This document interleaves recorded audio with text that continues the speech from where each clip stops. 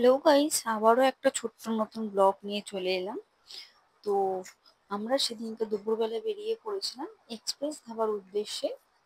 তো সেখানে পৌঁছে গিয়েছিলাম, গিয়ে দেখো তোমাদেরকে দেখাচ্ছি এক্সপ্রেস ধাবার ডেকোরেশনটা খুব সুন্দর করা, বাঁশ দিয়ে তৈরি করা টোটালটাই। তো দেখো, তোমরা দেখতে পাচ্ছ এটা এক্সপ্রেস ধাবা।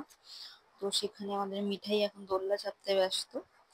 তো ওখানে ছিল অনেক কিছু, চায়ের স্টল আছে, তারপর আরো ছোট ছোট বিভিন্ন রকমের স্টল আছে।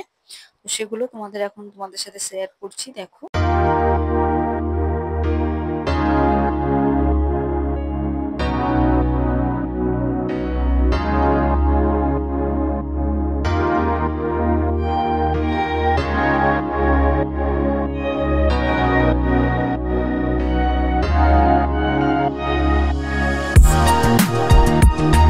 এবার আমরা মেন কোর্সের দিকে ফিরে যাই। মালাই কাবাব অর্ডার দিয়েছিলাম।